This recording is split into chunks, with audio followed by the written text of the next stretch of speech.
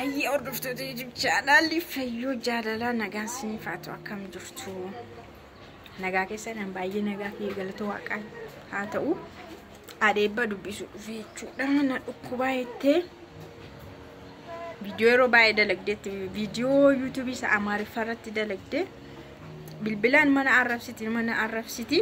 Namni dhukkubsatu garuu nama hin arrabsu afaan ishee hin dadhabu yeroo baay'ee na arrabsaa turte arra garuu naa guutee gaafachuu dhufeen jira siniin jedha hordofa haadheebbaa bira geera kallattii maan viidiyootti ishee dhiyeesse jechuudha waan anaan silkiidhaan na arrabsaa turte sin hundurattis yoo na arrabsite rakkoo hin qabu garuu akka dhukkubu gaafachuu akka dhufe sinitti agarsiisuufidha inni kan biraa immoo sammuun kos nagaa akka ta'e isheetti muudhaan dhufe jechuudha. Mee nagaa gaafa hordoftoota koo gada baay'ee goddaamaniiru isaanis nagala. Akkam jirtu nagaa keessanii nageenyi faraarra Waaqayyoo isiniif haa baay'atu. Dachee kanarra qaalee galaanarra bu'ee tulluurra qaalee simbiraa ga'u isiniin jedha. Daawwattoota keenya maatii keenya hundi keessaa fayyaa keessanii nagaa keessanii yaa maatiin Fayyoo maatii kootidha. Hundi keessanuu isin jaalannaa isin kabajna. Fayyoo na tokkoshi dhukkubsatteetti haatee dhukkubsatteetti eenyu akka yaalamuu qabu beeknu kanaaf iyyuu jechuudha arrafamtee arrafteetti garuu na dhukkubeera dhugaa rabbi samana baafuu sin jedha yaa waaqni si haa fayyisu anillee baay'ee biiziin taa'eetti amana keessatti yeroo baay'ee jechuudha yaalamma jiruun isa yaalamma jiruun keessummeessuu waan hedduudhaani Sifu banna nuuf gala garuu isaan dura guyyuma guyyaadhaan bilbilamtee arrafamti guyyuma guyyaadhaan itti dheekkamamti nama jaalatu mun dheekkamusi nama jaalatu arrabsusi nama jaalatanii kottu na ilaalis jedhu waan ta'eef yeroo baay'ee kanadha akkuma anaan didhaan natti qabamee jiru didhaa natti qabamee jira liiv irratti faanfatti natti meera garuu Oma gochuun dandeenye jidduutti beekoon dhukkubsatee jidduutti eebbuun dhukkubsattee itti aanee sadhumaa immoo ani dhukkubsadhe jedheetoo viidiyoo ta'e hojjedheetanii ofii kiyya irratti jechuudha. Alaabitti hiisan manni keessatti akka carraa arganii alaabaa sanuuf keessaa obaaftee manni keessi nagaa argata jedhanii ga'ee komotaataroota keenya akkamatti alaabaniifi. Anuun jaaladhiifa manaa godha malee Itoophiyaawwi miti naan jettu boodamooyyuu anu alaabattiin naashin akkana ofti qarreeshi mataashii gubbaa kaawwattee viidiyoo hojjettu natti hin tolu garaatu na aara. Mana barumsaati mucaa karaa alaabaa kanaa yoo dubbanne mana barumsaati laatameef mucaa kooti sammuu mucaa kiyyaa eeguun qaba akkasumas immoo alaabaa isa warra miti isa eegga mangistii marra jiru. Isuma beera sabii alaabaa Itoophiyaati. Isuma beera sabii qabudha. Kophee qabudha malee salumuutti sitti garuu kanaaf iyyuu isadha.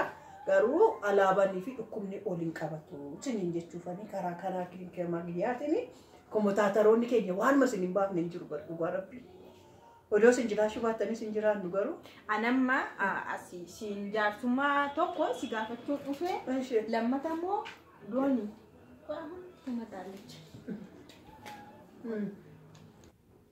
hordoftoota kiyya ani amma haadha eebbaa kana gaafachuu dhufe achumaanis jaarsummaa akka isheen naa baatuuf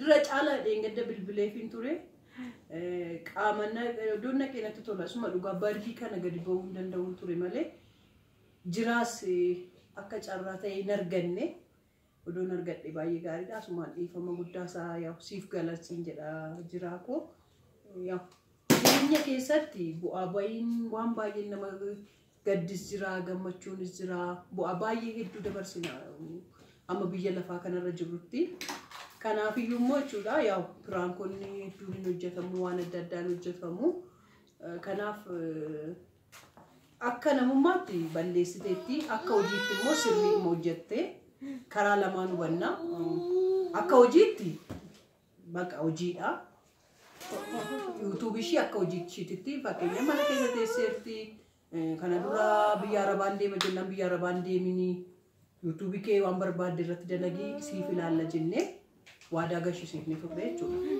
Kanaaf iyyuu immoo kanarratti akka hojiitti eega fudhattee oo ilaaltee hojjette waan namoonni jedhuun qabu ture. Garuu akka namummaatti akka gara biraatti immoo yoo fudhanne wannoo waan ta'eedhaaf jechuudha. Fakkeenyaaf gaddarra jira waan ta'eef gaddarratti waan akkasii hin hojjetamu, waan akkasii hin jedhamu. Lammaffaa kaa'amusa jedhamuudha irratti qabamte. Kanaaf iyyuu adaraa rabbii adaraa kennaa keetii ittirratti nu jalaan qabamii siin jenna. Asumaatiyaa barri bara teekinooloojiitti manuma ta'anii ergaa dabarfachuun hin danda'amu waan ta'eef dirqama jira argamuun barbaachisu jechuudha. Kanaaf iyyuu yaada mataa ofii dabarfachuun hin danda'ama waan ta'eef kanaaf jiraa keenya obboleessa keenya waaqayyo jajjabina jira amma baay'een keessa engadda kaleessa na gaafataniitu araaramtaniitu iyyuu midhaan hin jedhanii na gaafataa turanii. Jiraan garraamidha hin qabamu dhugaa rabbi. Ijoollee maatii isaa baay'ee jaalata. Kanaaf maatii ofii yoo jaalanne namni maatii ofii hin jaalanne guyyaa tokko birayyuu hin bulu birayyuu oolu waan ta'eef maatii isaa immoo hin jaalata, mucaa isaa hin jaalata, haadha manaa isaa jaalatee fuudhe waan ta'eef dogoggora ishii xiqqoo kanaan amma kana badaadhumatti qabama jedheetoo yaadu yoo itti qabamtee firas ta'e dhiifama godhii fi irra darbii simpil akka salphisiitu malaalee akkuma salphaadhuma akka hojiitti ilaali. Akka isa keessa jirtuutti odoo hin ta'in akka hojiitti ilaalitu amma fakkeenyaaf hojii deemtee hojjetaa jirta miti. Inni amma fakkeenyaaf gaafa ni hojjedhu hojii dhaqee dhufe. Bakka akkasumas hojii hojjechaa jira jechuudha. Akkuma hojii yaadeen malee koo kallattiidhaan akka kana balaaleffadhees miti akka inni jedhettis miti bakka. Amma jiranii rakkateera yoo jedhame rakkinni jira sun jira bichaarratti ta'a. Lamaan fakkeenya irra ta'a miti. Maatii keessatti irratti ta'a waan ta'eef amma fakkeenyaaf ishiin ati hojii edelee deemtetta. Hojii edelee ati deemte san irratti immoo edelichuma irratti immoo ishiinis akkuma hojii edelee isa mana keessaa hojjettu bakka irratti hojjedha. Tokkoffaan immoo gadda sanis nan irraanfachiisa jechuudha. Amma fakkeenyaaf bal'ifnee yoo yaadne jechuudha. Gaddaati kelteetu gadditus gaddichas keessaa nan balleessa karaa kanaan jettee yaaduu dandeessi. Akka yaada kootitti yaaduu dandeessi. Irra darbees immoo akkuma hojiitti waan fudhatteertuuf lammaffaa yuutuubiin bara kana qorriteetti waanuma akkasii kana yoo hojjetanidhaan namni ilaalu dhugaashii yoo dubbatan akkasittis ta'uu danda'ani. Amma achuun karaa gama kiyyaan itti fudhadhee gaddullee kanatti fudhadhe maaliif oduma ishee arrabsanuu yuutuubiin hin lakkaawwamaa hin ilaalamaa jechuudha. Kanaaf namni sogaa waan gadhee hojjetu namoonni ni ilaaltu sogaa waan gaarii hojjetamu garuu ni ilaaltanii kana dogoggora guddaa qabdu daawwattoonni keenya. Adaraa keessa waanuma ishii magaggaaris ilaalaa, ishii oduu qabdus ilaalaa, ishii gorsa qabdus ilaalaa. Kan dhibee immoo waan sammuu koo na tuqeellee akka ni boo'u na taasise immoo komantii namootaa. Jiraayyuu miti komantii namootaa. Namoonni baay'een too jiraanii na ta'eeti si hiikuu qaba warri jedhan baatu jira. Mee amma kun sadarkaa hiikumsa bira akkamitti gaaddoo sana maaltu geessisa kun? Nama akkasii waan akkasii ijoollee gaa'ela keessatti waan hedduu nama mudata waan ishiin sooshaal miidiyaa irratti baateef malee kana caalaan godhan hin jiran. Gola keetti waan addaa hin uumamu wanti malee kun impossibiliidha. Bilbilaanuu baay'eetu jira bara afaan isa odeessamu.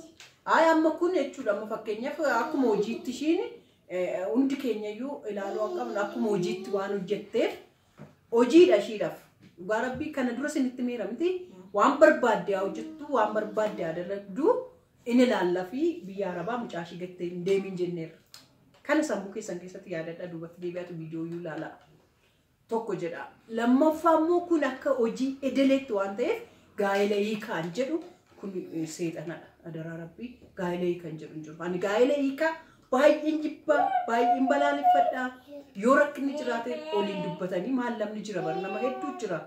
Maatii ishii jiru, nuyi jirra, namoonni itti dhiyaannu jirra.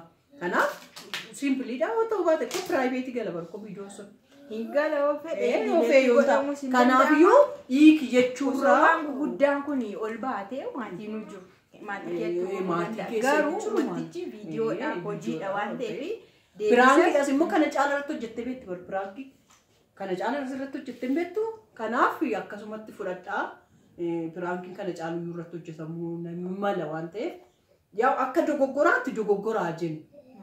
Garuu akka abbaduu miti. Maaliif sammuun nama amma bifni keenya tokkodha miti gargari miti yaadni keenyas gargaridha akkasuma Mana kana keessa amma beekoon jirti, dooniin dibooraan beeyannoon jirti. Garuu amma mi'a tokko iddootti kennitee ta'u ijoollee dhamti isaan kun sadan. Ijoolleen kun sadanuu fedhii mataa isaanii qabu. Yaada ittiin mataa ittiin siififtu ijoollee dhaban. Umurii isaanii ijoolleedha. Amma beekonii fi kennuun umuriidhaan baay'ee nama walitti siqanidha. Garuu yaadaan ol caaluu danda'u. Fedhii ittiin haala ittiin ibsatan ol caaluu danda'u. Kanaaf akkasitti hubadhaa. Margaan ani itti hubatu gara biraa ta'uu danda'a. Fayyoon ani itti hubatu gara biraa ta'uu danda'a. Haati eebbaan itti hubatu gara biraa ta'uu danda'a. Namni biraa sana itti hubatu gara biraa ta'uu danda'a. Kaan dhiisaa kana dhiisaatti kitaaba qulqulluu waldaa gubbaa irratti dhaabbatamee too lallabamu ati akkasiif ta'utti hiikkattaa. An akkanaaf ta'uttan hiikkadhaa. Hundi keenya wal qixa mitan hubannee too ilaalaa jirru jechuudha. Maaliif? Hundi keenya iyyuu gargari yaadna ka maaliif amma fakkeenyaaf jechuudha. Kitaaba qulqulluu barii kaatu dubbisaa. Isuma kaleessa dubbiftan har'a gara biraatti hiikkattu jechuudha. Hubannaan keenyas akkasitti haa fudhannu. Akkasitti hubannee baqa kanaafidha. Amma fakkeenyaaf jechuudha gara siyaasaatti simbidumoo karaa siyaasaatti tokkos fide jechuudha. Mootummoonni keenya jecha tokkotti sakandii keessatti jechuudha. Waan ta'e dubbatu. Hundumtiyyuu gara isaaf gara karaa kan keessatti hiikatta. Hundumti isaayyuu gara mataa isaatti hiikkata. Fakkeenyaaf tokko fakkeenyaaf maaliif isa deemna jireenya qaalee jedhamte Shimallis kee hirmii baafadhaan hin jedheera. Hirmii fayyoon akkaataatti baafattee hirmii garbiraadha. Ani hirmiin itti baafadhe garbiraadha. Isinis hirmiin itti baafattan garbiraadha. Garuu biidichi jalqaba amma dhumaatti dolaaltanii eessaa fidee akkatti ni jedhe. Garuu shi sakandii hirmii baafadhaa jedha samichaadhaan namni kutee fudhate. Inni itti amanaa bakka.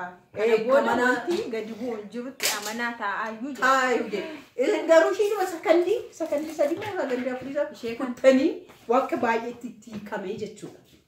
Akkasuma jechuudha amma kunis akkasumatti hiikamaa. Viidiyoon tokkoffaan fuulduratti ilaalamaa hojjetama waan ta'eef malee dhoksaadhaan kana hedduu kana caalu hojjetamuu danda'a.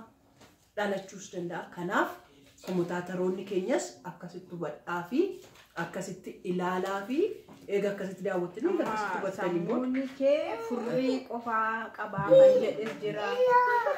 By the way, viidiyoon sun iyyuu kan hojjetame waan sammuu hin jiru. Wantumti sun kan jechuun kana atama kommentaatoroota akkasii waan akkasii hin ilaalin iyyuu kommentii iyyuu dubbisee yeroo viidiyoo nama fakkeenyaaf malee viidiyoon gadheen postote jedheetoo yaadeera taanaan dhugaa rabbi ani kommentii irratti dafee tuqratiin godhe maaliif aaruun danda'a akka maaliif sammuun koo waan keessi koo natti liqeeffamne waan anaan na kofalchiif nama hin kofalchiisa jedhee waan ani yaanneef yeroo baay'ee postote irra taanaan garuu kommenticha nan dhiisaa jechuudha. Warri kommentaatarii immoo warri nama arrabsitan ofii keessaniif xiqqaatan. Isheen namni nama arrabsu ofii isaatii xiqqaata. Ofii isaatii xiqqaata malee ofii isaatii xiqqaata malee nama wannoon godhu jechuudha. Nama sin guddisu namas wannoon jedhu. Kanaaf arraba nama arrabsina. Inni garaa keetti nyaattu sin tureessu. Waan afaan keetii ba'uun si tureessa. Ishee nama arrabsina. Namni nama arrabsu afaan isaa tokko maalitti seetan mucaan tokko jirti baay'een jaallatanii nuti mana keenya afaan Amaariffaarra dhufti. Seetan matu itti maaliif nama arrabsitu warri nama arrabsitan kuni maal taatanii nama arrabsitu naani arrabsinaan jedha seetan matu itti. Omaayyuu beeku itti bari maalummaa ishiin beeku arrabsinaan jedha achumaan an fuudhee too arrabatti giddiisa jetti. Ani garuu uumama koo keetti nan arrabsatu hin jedhee danda'ee nama arrabsu. Ani maaltu na qaba? Bakka jecha badaa jedhanii isa nama arrabsan danda'uusi sammuu koos na dheeyyamu arrabni koos hin jedhu. Arraba gurguddaa namni nama arrabsu jira miti isa hin danda'u. Dinaa hordoftoota kiyyaa kana fakkaata viidiyoon keenyaa sinii jana walumaa galatti yeroo jeneraalaayiz goonu waa'een piraankii sun akkasidha. Jiraanis dhiifama naa godhee jiraatti dabalataan kun ammallee yoo garaasaa keessa jiraatti kana yeroo argu keessaan balleessa jechuun gaa'ela keessatti waan kun hundumtu kanaan caala iyyuu uumamaa waan hedduutu uumamaa akka hojiitti isaa fudhatu akka hojiitti waan fudhatuuf smart ne ante. በጣም እንጂ አዲስ አበባ ከየት ጉደት ወጥቃተ ወጋ 17 ኦል ፊንፊኔ ከጅራ ከናብዩ ሳገላ ከነ ጫሉ ይሉ ፈማሊፍ የቹ ዋን ታይፍ ያ ዋን እንዱማኖ ደሰኒ ባሰኒ ቶሌ ካና ሲንጀና ጋ ጃርሱማን ሀራ ከነ ፈካታ ከነ ኢላለዱ ወርዶፍቶኒስ ከነ ኢላላ ፊዲንደና ወሬን አጋ አማለ አርተኒ ጅርተን ደለንተኒ ጅርተን አመስ ረዲ በኢፈማና ወዳሲኒን ጀዳ ጋሪ ተው ኢሴስንቲ ፈካቴቱ ወሪነቲ ቃወምታ ወሪና አረብሲተኒ ሰቾ እንዲ ኬሳኑ ሶሪ መቃሃ ደኤባት ሲኒ ጀኤራ አይ ሊፈማማን ጎድ በቃ ሊፈማን ጎቱ ሊፈማ ጎዳፊ ለመጣ ቪዲዮ አካሲስ ነው ጀቱ ያው አስረት ደቂቃ ተቆስሊ ደበላ ዋን ፕራንኪ ነምኖ ጀቱ የሮ ተቆ ድራማ ነምኖ ጀቱ ድራማ ሱን ጆል ነመረንጋ ከናፍ ዋን ጋሪ ጋሪ ወጀዳ ስማን ባኮስ እንጀ ድራማ ድራማ ለጀኔ ወጀኑ የሮ ተቆ ጅሬኛ ነማ አታኪን ጎዳ ወንተ ዋን መጋሪ ጋሪ ተቆ ወጀዳ ከሰቱ warroota nana mana jedhutte jechuudha nana mana ogaa jedhan fakkeenyaaf immoo amantii gara biraatti fudhatina silkii kanayyuu namni na fayyisa jedheetu amanee amantii kootu waan ta'eef nama amanu immoo ittaatu waan non godha jechuun waan ta'een qora waan sunis immoo irratti akka hin taaneef akkasitti fudhadhaa siniin jedha waanuma gaarii ofirratti waa koomantii namaa barreessitan yoo namni sun nama gadhee ta'e akka nama gaarii ta'utti akkana deebisaati barreessaa isin jenna isin jaalannaa isin kabajnaa warri fayyootti qabamtanis dhiifama godhaa fi isin jenna nagaan nuuf turaa akkasumas immoo obboleessa keenya margaadhaaf jajjabina guddaa taasiif hawwinaa jabaadhu hundi keenya iyyuu garuma san deemnaa achumadha hundi keenya iyyuu dhumni isaa waan ta'eef jajjabina guddaa siif hawwinaa isin jenna nuuf milkaa nagaan nuuf turaa baay. Toma.